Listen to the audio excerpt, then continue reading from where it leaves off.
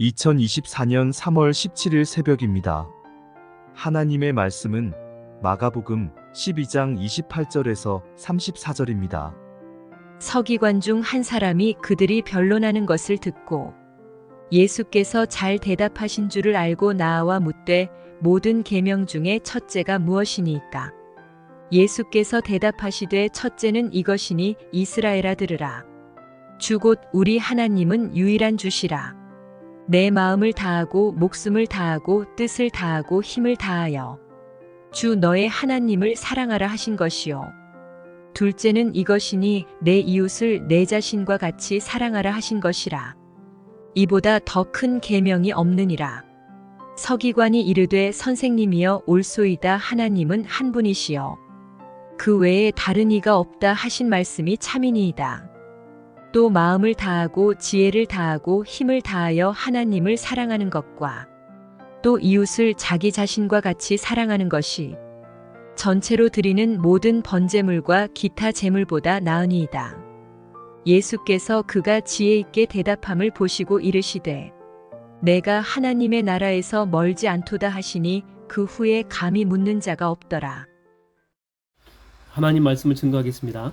오늘 본문에 보니까 서기관 중에 이제 한 사람이 하나님의 그 계명 가운데 우선순위가 무엇인지 질문을 하고 있죠. 근데 이것은 이게 시험을 위한 어떤 질문이라기보다는 뒤에서 서기관이 예수님께 하는 그 답변을 이렇게 듣게 되면 자기가 꽤 괜찮은 사람임을 드러내기 위한 질문이었다라고 하는 것을 알게 됩니다. 먼저 이렇게 질문을 했고 그 다음에 예수님이 답변하는데 오히려 그 뒤에 이제 예수님의 답변한 거 그 말고 그 뒤에 보니까 그 예수님의 답변에 해당하는 그 양만큼 자신의 그 주장을 지금 이야기하고 있는 그런 모습입니다. 그래서 이렇게 34절을 보니까 예수님이 그를 향해서 이렇게 이야기를 하죠. 하나님의 나라에서 멀지 않다. 이렇게 좋은 말로 마무리하는 것을 보게 됩니다. 여기서 이제 우리가 볼 게 뭐냐면 이 질문자가 지금 서기관이다라고 하는 거죠. 당시 서기관이라고 하는 그 직분은 바리새파 중에서 이제 많이 나왔는데 보통 율법에 통달한 자 이렇게 보면 됩니다. 그래서 율법학자로도 이게 불리웠죠. 여기서 율법에 통달했다라고 하는 것은 성경에 통달한 자와 일맥상통합니다. 그래서 성경이 없어도 서기관 10명만 있으면은 성경을 한 권 온전하게 한자 틀리지 않고 만들어낼 수 있다. 그럴 정도로 해박한 지식을 가지고 있는 그런 자들입니다. 그래서 어떤 문헌에서는 랍비라는 칭호도 서기관들을 향해서 이렇게 불러줬다라고 하는 거죠. 제가 이렇게 장황하게 설명을 한 이유는 뭐냐면 34절에 주님이 칭찬처럼 보이는 말로 했던 하나님 나라에서 멀지 않도다라는 그런 말 때문에 그런 거예요. 왜냐하면 이미 이들은요 자기 생각에 천국 백성이거든요. 아브라함의 자손이기도 하고 또 율법으로도 흠이 없지 않습니까? 보장된 천국 티켓이 있다라고 하는 거죠. 근데 주님은 하나님의 나라에서 멀지 않다라고 했지 네가 이미 하나님의 백성이다라고 이야기하지 않았다라고 하는 것입니다. 그러니까 얼핏 보면 칭찬 같은데 막상 그 말을 들은 사람의 입장에서는 열받는 말이다라고 하는 것이죠. 자존심도 이렇게 팍 상하고 이렇게 시골 같은 데서 이 반에서 항상 1등하던 아이가 도시로 이제 유학을 오지 않습니까? 제가 살았던 이 광주 같은 곳도 주변에 전라도 이렇게 주변에 도시들이 많거든요. 순천도 있고 또 화순도 있고 여수 또 장흥 보성 고창 영광 이런 곳에서 전교에서 1, 2등 하던 아이들이 고등학생이 되면 광주를 이렇게 유학을 옵니다. 나름대로 이렇게 자부심이 정말 대단하죠. 전교 1등 했지 않습니까? 목에 힘이 안 들어갈 수가 없죠. 근데 첫 모의고사 시험을 치르게 되면 그때 처참한 결과가 드러나게 됩니다. 물론 안 그러는 그런 아이도 있지만은 일반적으로는 처참한 그 결과에 충격을 받을 때가 많이 있다라고 하는 것이죠. 시골에서는 1등 했을지 모르겠지만 이곳에 올라와 보니까 성적이 중하위권밖에는 안 되더라라고 하는 것입니다. 그래서 항상 1등만 했던 아이들은요 그 성적표를 이렇게 보게 되면 적응을 못합니다. 충격과 공포 그 자체죠. 항상 시골에서는 잘한다 그랬잖아요. 이런 칭찬만 받다가 그저 평범한 아이네 또 이렇게 주목받지도 못해요. 그러다 보니까 이제 혼란이 오는 거죠. 지금 서기관이 그런 상태입니다. 당연히 자기는 천국 시민이고 또 언제 죽어도 천국에 들어갈 수 있다라고 믿고 있었거든요. 자기만 믿었던 것이 아니고 모든 백성들도 다 믿고 있어요. 저 정도 사람이면 당연히 천국에 들어가겠지. 하나님께서 정말 사랑하겠지. 근데 주님은 아직은 아니다라고 하는 거죠. 이 얼마나 이게 충격적이었겠습니까? 이 성경에 그 마태복음 7장 22절에서 23절에는 더 적나라하게 나오죠. 뭐라고 나옵니까? 그날에 많은 사람이 나더러 이르되 주여 주여 우리가 주의 이름으로 선지자 노릇하며 주의 이름으로 귀신을 쫓아내며 주의 이름으로 많은 권능을 행하지 아니하였나이까 하리니 그때 내가 그들에게 밝히 말하되 내가 너희를 도무지 알지 못하니 불법을 행하는 자들아 내게서 떠나가라 이렇게 이야기합니다. 그러니까 자기는 주의 영광이라고 믿고 행했거든요. 그리고 막 성령의 역사가 나타나니까 당연히 하나님의 영광을 위해서 내가 엄청난 사역을 한다라고 그렇게 믿고 있었고 자신뿐만 아니라 주변에 많은 사람들도 다 그렇게 생각했거든요. 근데 하나님은 뭐라고 합니까? 불법을 행하는 자들아 이렇게 해석을 해준다라고 하는 것이죠. 그러니까 평생 내가 정말 몸바쳐서 해온 그 사역이거든요. 근데 그 사역의 열매가 성령의 열매가 아니라 썩은 열매다라고 하는 것입니다. 성경에서는 죄악을 쌓는다 그런 표현으로도 씁니다. 그러니까 살아가면 살아갈수록 죄악으로 만든 이 탑만 높이 쌓아간다라고 하는 것이죠. 이 꽃들에게 희망을 이란 이 동화책을 보게 되면 이런 비슷한 상황이 나오지 않습니까? 주인공이 애벌레가 여행을 하다가 거대한 이 탑을 이렇게 발견하게 돼요. 그래서 이렇게 물어봐요. 탑 위에는 대체 뭐가 있냐고. 뭐가 있어가지고 이렇게 애벌레들이 목숨 안 가리고 올라가려고 이렇게 발버둥 치고 있느냐고. 그랬더니 아무런 말이 없어요. 그저 온 정신과 힘을 다해서 그 애벌레들이 위로만 가려고 하는 거죠. 그래서 그 주인공 애벌레도 이렇게 생각합니다.